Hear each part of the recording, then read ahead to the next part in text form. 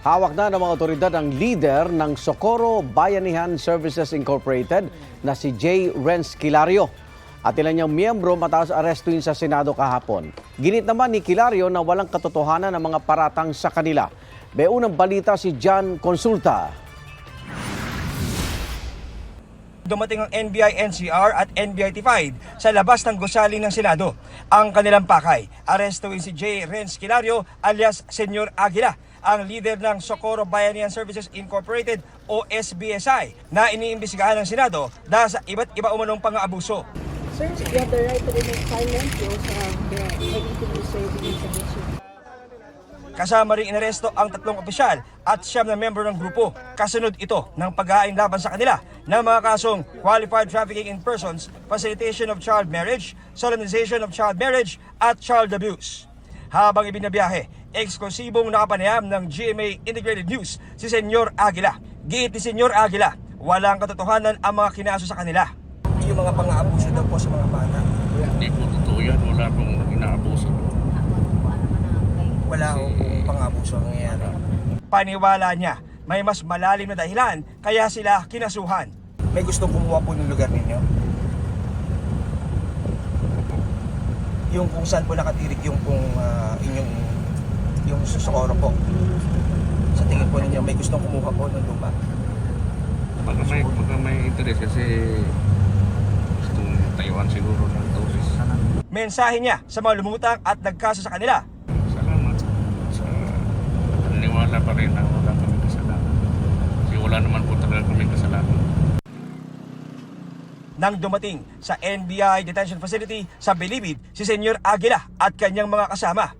Bago ang pag-aresto, sumalang pa ulit si Senyor Aguila sa pagdinig ng Senado. Kinwestiyon ang napakaraming bilang umano ng mga bata at sanggol na namamatay sa sitio Kapihan, ang sentro ng komunidad ng SBSI sa Surigao del Norte. If our informants are to be believed, higit 200 ang namamatay na mga bata. Why so many dead babies? Why are we allowing children to die? Based on the information we got, considering that the mothers or prospective mothers were restricted from consulting medical intervention. Kwento ng isang dating miyembro ng SBSI, sa function hall lang ng anak ang kanyang asawa at namatay kalaunan ang kanilang anak dahil hindi siya pinayagang dalhin ito sa ospital. Sino po nagbawal? Si Senyor Aguila, sir. Senyor Aguila? Hindi po. Hindi. Hindi.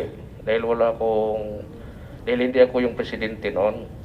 Kahit ilang testigo na ang nagsabi nito, mariin pa rin itinanggi ng board ng SBSI na may pulisiyang nagbabawal sa pagbaba sa ospital sa bayan.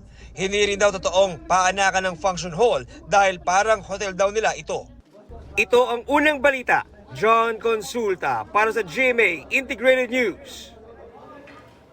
Walang inirekomendang piyansa para sa mga kaso ni J. Renz Kilario alias Senyor Aguila at mga miyembro ng Socorro Bayanihan Services Incorporated.